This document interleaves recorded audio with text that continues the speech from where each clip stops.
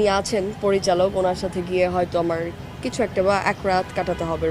কিছু কিছু পরিচালক প্রযোজক তো আছেনই, এরকম অনেক মানে আশা ভরসা দিয়ে তারপর আর তাকে দিয়ে কাজটা করানো হয় না।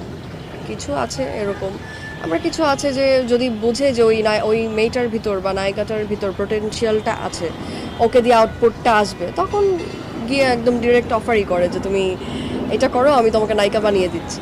এখন কারো যদি ইচ্ছা থাকে যে আমি যে কোনো কিছুর বিনিময়েই হোক আমি নায়িকা হব, তাহলে তো সে করবেই। আমার যদি এক্সপিরিয়েন্স বলি, তাহলে আমি যখন জুনিয়র আর্টিস্ট ছিলাম, গিভ অ্যান্ড টেক এই ব্যাপারটাই আমি বুঝতাম না। তো আমার এরকম একটা খুব লিড ক্যারেক্টার একটা টিভিসির কাজ এসেছিল। ওটা ব্যাক টু 2015 হবে বা 14-15 এরকমই হবে। তো আমি যখন ওনার সাথে দেখা করতে গিয়েছিলাম, আমাকে সব স্ক্রিপ্ট বুঝালো, সব কিছু বুঝালো, আমি তো ওকে, আমি রাজি, আমি বাসায় চলে আসছি। আসার পর যখন মডেল কোঅর্ডিনেটর থাকেন, উনি আমাকে বারবার বলতেছিল, আপু এখানে তো একটু ঝামেলা আছে, একটা জিনিস কম্প্রোমাইজ করে কাজ করতে হবে। তখন আমি অনেক ছোট টিনেজার, আমি বলতেছিলাম কি কাজ? তো উনি বারবার বলতেছে কম্প্রোমাইজ কম্প্রোমাইজ। তো আমি বলতেছিলাম যে ভাই আমি বুঝতেছি না। বলে আপনি আসলেই বুঝেন না?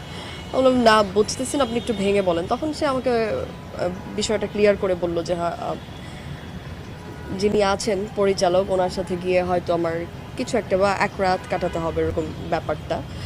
না আমি তখন অনেক কান্নাকাটি করে না করে দিয়েছি, অ্যান্ড তারপর সাথে সাথে আমার সিম ভেঙে ফেলেছিলাম। এটা আমার একটা এক্সপিরিয়েন্স, তখন ছোট ছিলাম। তারপর আফটার দ্যাট আবার যখন আসি মিডিয়াতে, আবার টুকটাক টুকটাক ভালো ব্র্যান্ডের শ্যুট করছি, কাজ করছি, কাজ করতে করতে এরকম, আমি নাম বলবো না, আমার কাছে কাজ এসেছে, লিড ক্যারেক্টারের কাজ এসেছে। ওখানেও সেম, যখনই বলেছে কম্প্রোমাইজ, তখন আমি বলেছিলাম বাসায় গিয়ে জানাবো, দেন আলটিমেটলি আমি বাসায় এসে না করে দিয়েছি।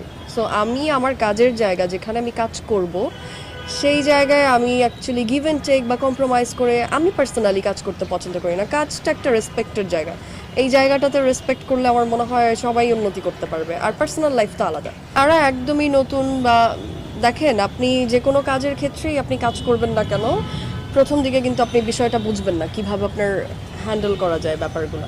এখন কেউ আছে মুখের কথা দিয়েই অনেক কিছু করতে পারে, কেউ আছে অনেক কিছু করে তারপরে কাজ আদায় করতে পারে। এটা যার যার আইকিউ সেন্স অ্যান্ড আমার মনে হয় বুদ্ধির উপর ডিপেন্ড করে।